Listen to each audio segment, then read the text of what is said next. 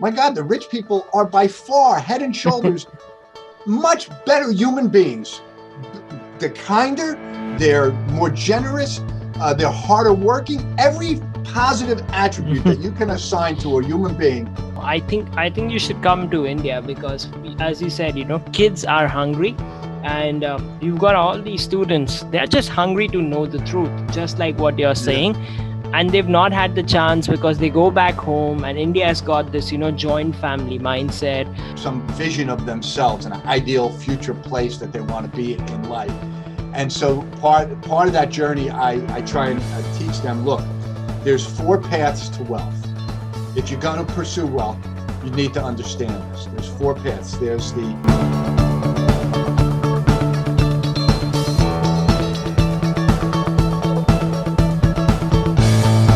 Hey guys, welcome to Ashish Janiani. It's my pleasure to be your host every single time I have an opportunity. I'm very excited about what you are going to hear. It's a little different. It's not just about sales. It's about how do you think about money? How do you get your money right? Very few people on this planet can speak so honestly as you will witness today, as Thomas Corley does. Thomas Corley came from a multi-millionaire rich family, lost it all, and you will hear this story. And when I say lost it all, he lost it all. Became a janitor when he started his career. And it was only at the age of 45 that he figured out that everything that he knew about rich people was wrong. Everything he thought about poor people was also not really right. So what is that the government wants from you? What is that you're taught in the school system? How do rich people think? All that is what we are about to speak today. This is a very important interview.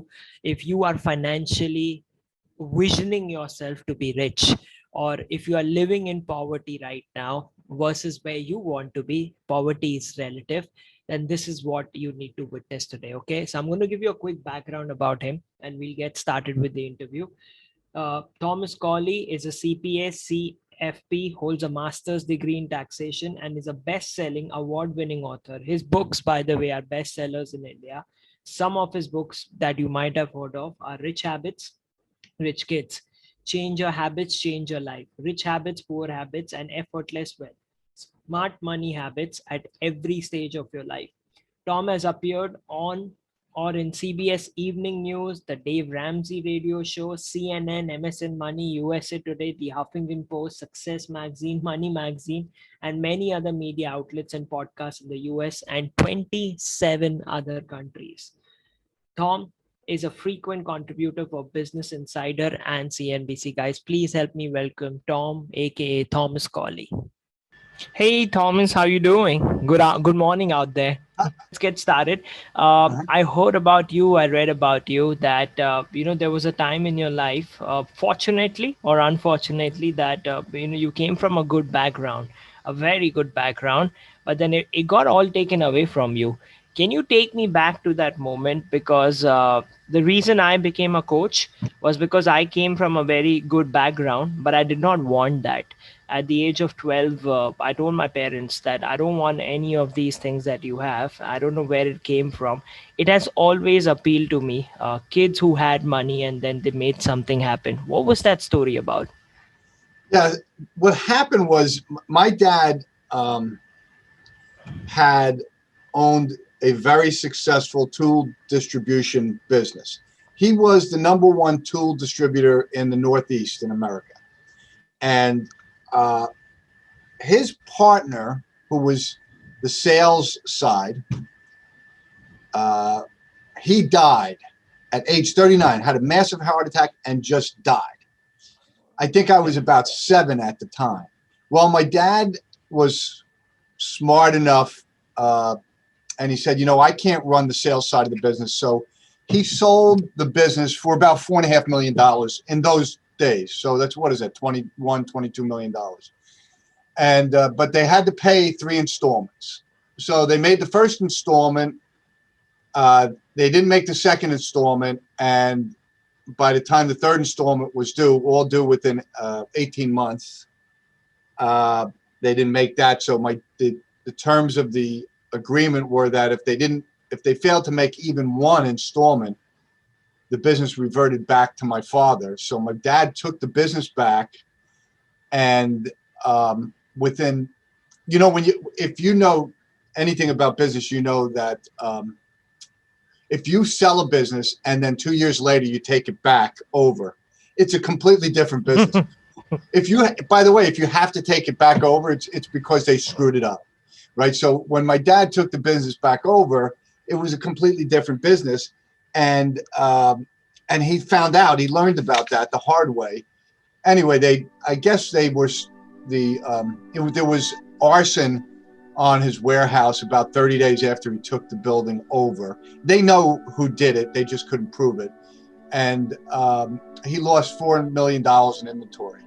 And so he started calling up his vendors, and the vendor, asking for inventory because he was going to, pay for it out of his own pocket. And they said to my dad, "Bill, you still owe us for the inventory that got burnt down. They never paid us for that inventory." So my dad basically, he took the business back, and he probably shouldn't have taken the business back. He should have let sleeping dogs lie, and say, "God, you know what? I'm out $3 million, which would have been, $15 million or $16 million. You screwed me. Congratulations." But he didn't. He he's too smart for his own good, I guess. Sometimes we think we're too smart. We're very smart. Anyway, so he ended up having to pay off all the vendors, and we ran out, we had no money. He fought the insurance company to try and get back some of the money from the warehouse burning down, but that didn't succeed because the insurance company that he had used for 12 years wasn't the insurance company that that the new owners used. They used a completely different insurance company, and they fought my dad tooth and nail for about a year and a half, and my dad got nothing, and he ran out of money. The idea was to make sure that he ran out of money, to just keep delaying, and just and they won. Insurance company won. So we became basically, we had no money, nothing. And it was just I was at 9 about that time, and 9, 10, 11, 12, that was an interesting years because we were on the verge of being homeless. My dad couldn't make any payments on the mortgage. Couldn't make the real estate tax payments. So it was a really difficult time. But what was interesting, Ashish, my dad, because he raised so much money for the schools that we were 8 of us in school at the time. Wow. All private schools, and the best private schools on Staten Island in New York. Wow. My dad had raised so much money for the schools during all the years when he was wealthy. He had done bazaars, he had done fundraising events, that when we had no money, it was all the schools, they said, "Don't worry, you don't have to pay any tuition. Your tuition is paid for the rest of your lives after all the money your father raised for us." Wow. And so we got to stay in the best schools in New York City. The best. They were the best. And that was great. So we got a great education, but we were almost homeless a number of times because we had people, she's walking on our property, showing the house, real estate agents showing the house to people. "Yeah, this is the house that you're going to buy." My dad would get so mad because, they were in foreclosure and they were behind, and he would always have to scramble and come up with money. And he did somehow, I don't know how. His relationships saved him. That's basically what it was. So anyway, we went from being rich to being poor. We didn't lose our home, so that was good. But we were the poorest people on Toad Hill on Staten Island, which was a very wealthy neighborhood, the wealthiest. If you know anything about Rudy Giuliani, who used to be the mayor of New York, he lives on Toad Hill. Oh, wow. Okay. Castellano, who was a big mafia chieftain, he lived on Toad Hill. In fact, I used to shovel his driveway, snow shovel. He was one of my customers. So this was a very, very high-end neighborhood, and we were pretty much the poorest people there. But my dad somehow kept us in the house, and when it came time for, to go to college, we had no money. So we had to figure things out on our own. My brother Danny got a scholarship for tennis. I tried to get a scholarship for tennis. I was actually ranked in number 8 in the Northeast in Oh, wow. 18 and unders, but I couldn't get a scholarship to where I wanted to go. And I didn't have people around me advising me. So I didn't know what to do. And I ended up becoming a janitor and worked as a janitor for 4 years to get myself through college at St. John's University. And so that was how we, that was our life. It was basically, we had no money from the time I was 9 until the time I left the house. We had no money. So How did that impact you, in your mind? Was Mhm. there something that shifted in your mind at that age, which made you a man that you're today? Yeah, I think a seed was planted in my head. Why are some people rich? Why are some people poor? We still don't know the full story about my dad. He's one of these World War II vets that they're very closed mouth. They don't like to share personal information. So I had to wait until he was a little buzzed from drinking to get any information out of him.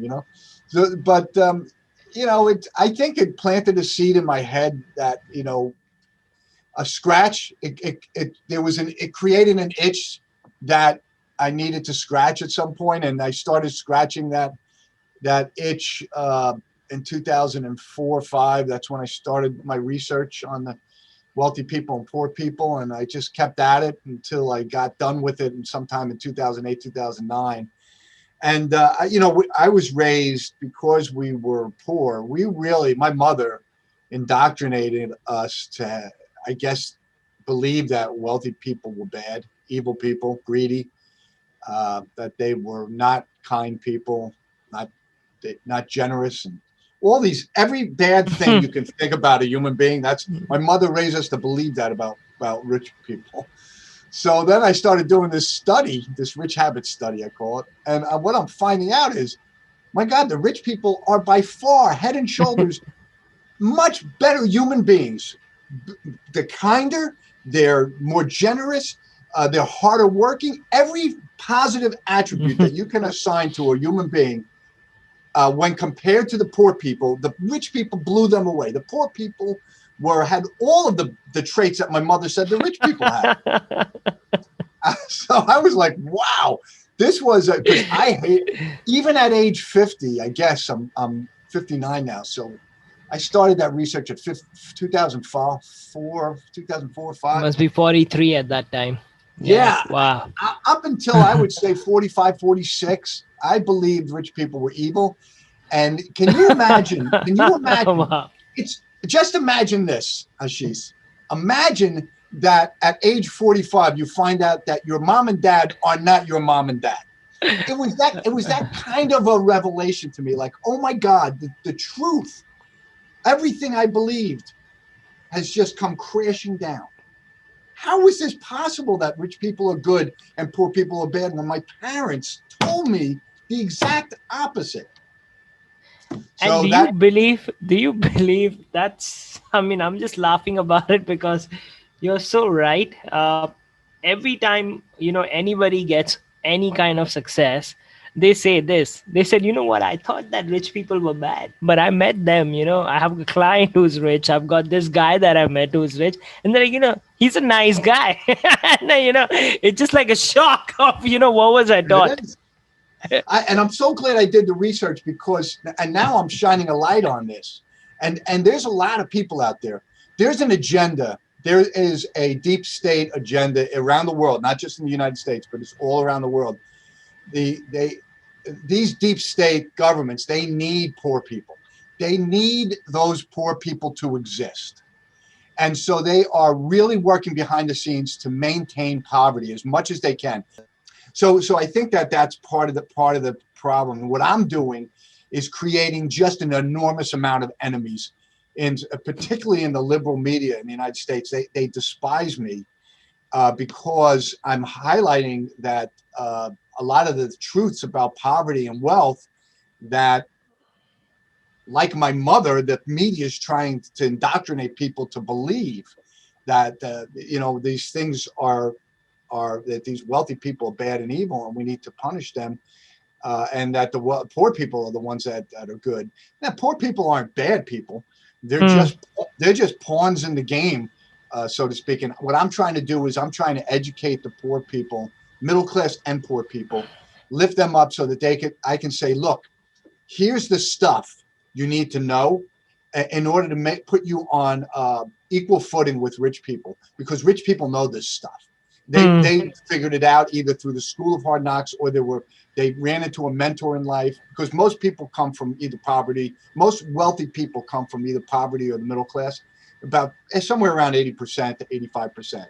And so these people weren't raised in rich households, but they learned the secrets to becoming successful, which are mostly your habits. There are also the 4 paths to wealth, which we'll talk about. There are certain things that these self-made millionaires learned that poor people don't know. And I'm trying to level the playing field. I'm trying to get the poor people to understand these truths and these strategies and these habits and these secrets, if you want to call them secrets. But and that this way they can lift themselves up out of poverty or the middle class. Wow.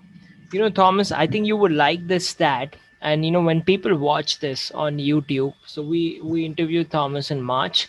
Whenever you watch this video in 2021, uh, in India, right, you could have a family that can survive or could make a salary of about $150 a month.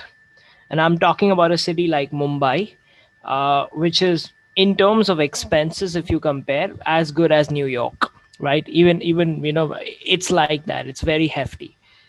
But at the same time, what's happened in the last 5 years is that you've got a lot of these multi-millionaires pop up in some cities in India, which are between 20 to 40-year-old men who just got, like the international wealthy lifestyle.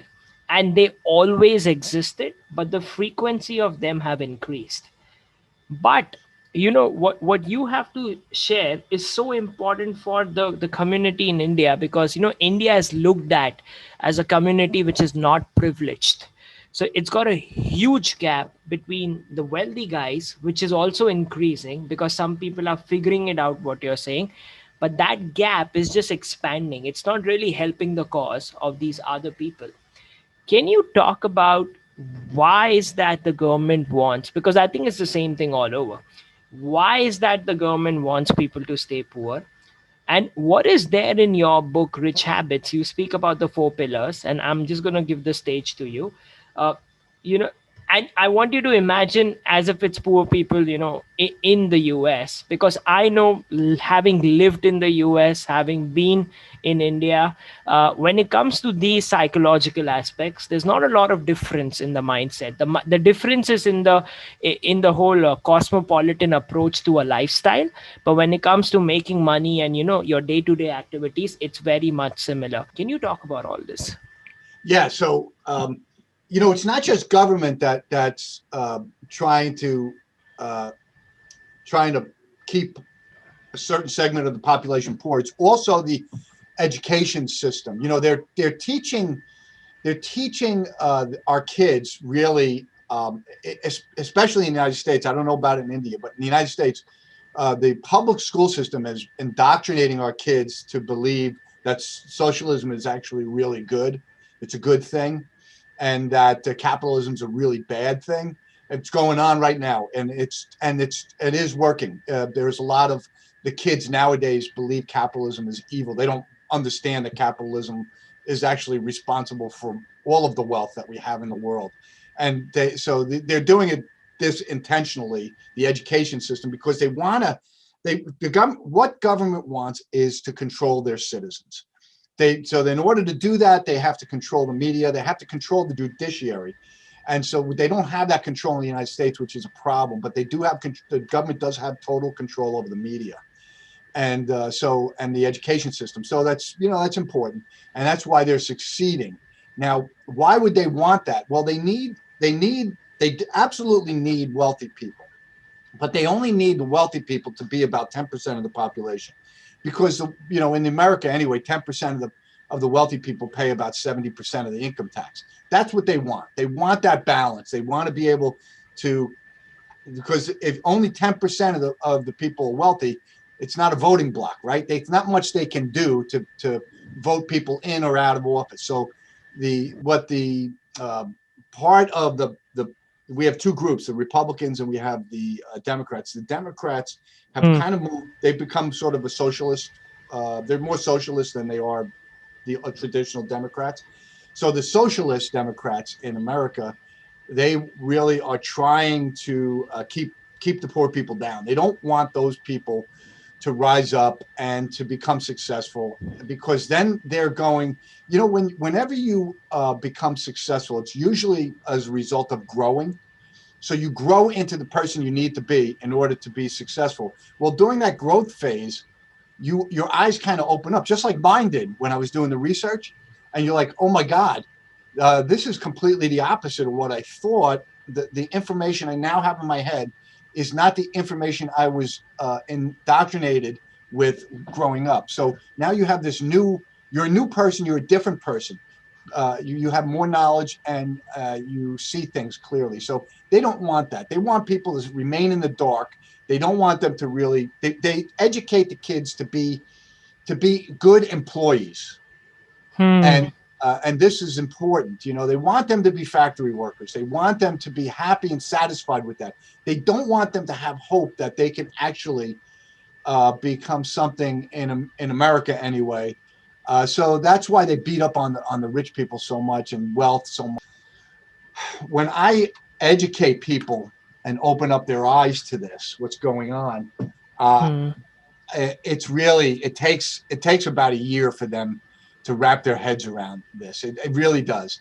And but once they wrap their heads around it and they can see clearly what's going on, then they're sort of freed. They have this now it's the springboard for them to now grow and become something that they want, some vision of themselves, an ideal future place that they want to be in life. And so part of that journey, I try and teach them, look, there's 4 paths to wealth. If you're going to pursue wealth, you need to understand this. There's 4 paths. There's the what I call the saver investor path. That's where you can be working as an employee. If you don't want to take any risks, if you don't want to have a lot of responsibility, if you place more of value on your friends and your family, spending time with your friends and your family, that's fine. You can still become a multimillionaire. You just have to take the saver investor path. And that means you got to save 20% or more of your net income. You kind of got to, I wouldn't say live a minimalist lifestyle, but you can't really embrace this consumerist society that we have. You have to sort of pull away from the consumerist society. You can't be buying new things all the time, so that's the saver investor. Then there's the big company climber path. That's people that work for big companies that want to make their money by climbing the ladder and getting stock compensation, stock options, restricted stock units, all those sorts of things that big publicly held companies offer. And also, big company could be privately held. You could work as a partner in a big law firm or in a big CPA firm or in a big consulting firm. You could become a shareholder or a partner in the profits. That's another way to become a big company millionaire. Then there's the virtuosos. This is kind of where I fall into. I've got a CPA. I have a master's degree in tax. I have a certified financial planning. I have all these different licenses, security licenses. So I'm kind of a virtuoso, and I'm a virtuoso with respect to habits and wealth building. So there's nobody in the world that talks about the 4 paths to wealth and the habits behind each path. So I know I'm unique there. And so the virtuoso is somebody that's at the top in their industry. They are among the top 5% in their industry in terms of knowledge, skills. Think about like basketball, sports, like LeBron James. Everybody knows who he is, and he's probably one of the best basketball players playing basketball right now. So LeBron James is virtuoso. Roger Federer, Nadal, they're tennis players. They're virtuosos. Tiger Woods used to be a virtuoso. Think of anybody in sports who's prominent right now. If they're at the top of their game, they're virtuosos. They're the best in their industry. So that they virtuosos make their money because they can charge a premium for their services because they're so expert.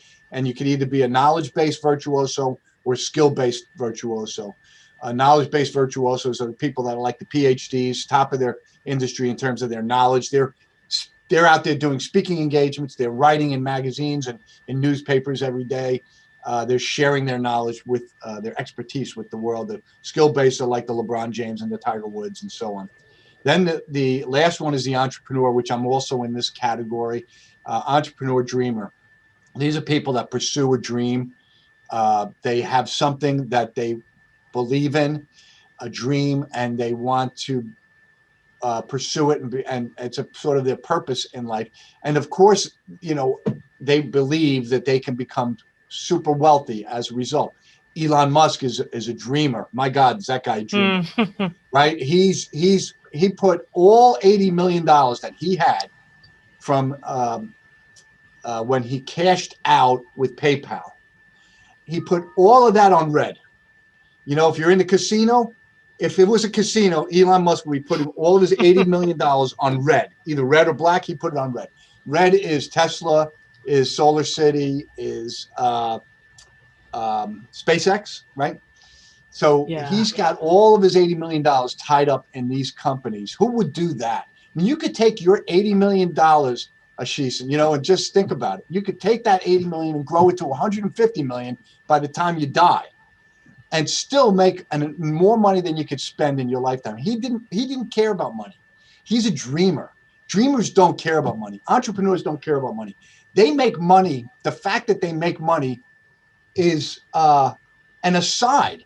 It's a kind of I could care less. A byproduct of pursuing a dream. And that's the funny thing about dreamers is because they are so passionate about what they're doing, they're almost oblivious to the finances that are going on behind the scenes. How do they develop this mindset, of taking this risk? Because even Richard Branson is like that. That's the other name that I think about. He doesn't care if a company does well or not. How do you get to that mindset, where you're like, it's okay if I fail? I think they actually are these people are high. They have a high risk tolerance. They're genetically predisposed entrepreneurs, particularly Elon Musk and Richard Branson, and certainly Steve Jobs. They're genetically predisposed to be high. They're risk seekers. They seek risk. I mean, Richard Branson, it's not enough that he puts all of his money into these companies. He's got to fly in these balloons. I mean, the guy is an enormous risk. I think it has to do with they're hardwired a certain way. They might have a chemical imbalance where they don't get enough dopamine, so they pursue these high risk initiatives, and where they get that dopamine rush that they're lacking, whereas most of us get a balanced dopamine drip, they don't. So they go after these high risk initiatives, and that's where they get their dopamine rush from. Instead of taking drugs, they pursue their dreams, and that's the only thing I can think of. If you look at them, Elon Musk has a little bit of obsessive compulsive disorder, a little bit. We know that Branson has ADHD. He's admitted it in a couple of books that he's written. I suspect Steve Jobs had ADHD. He couldn't even finish college. He got, a lot of these people, they feel like college is a waste of their time. They're wasting their time because they're not learning what they want to learn.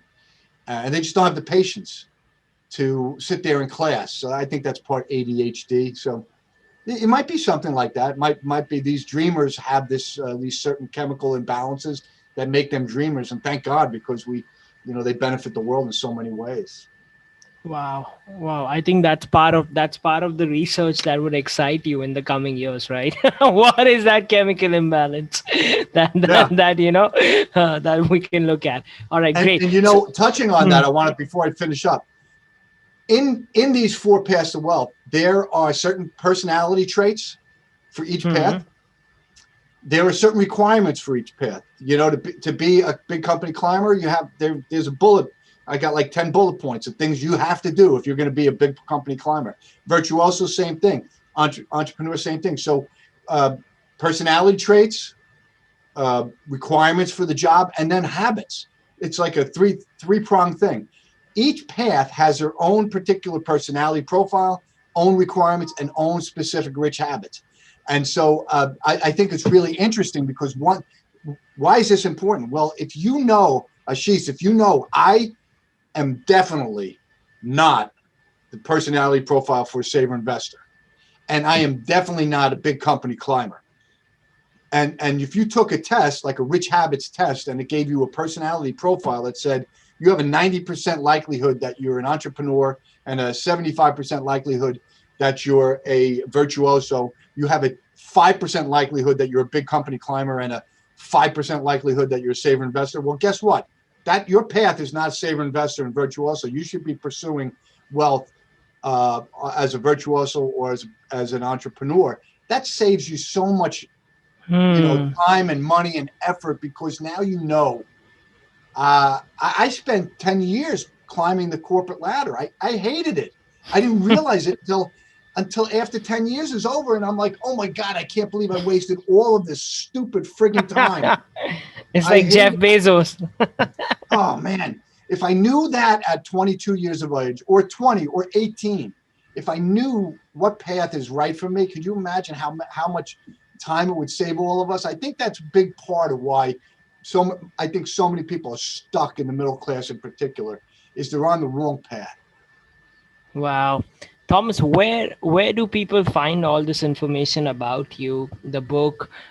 Is there a test in the book? And are you doing things right now online that people can have a look at?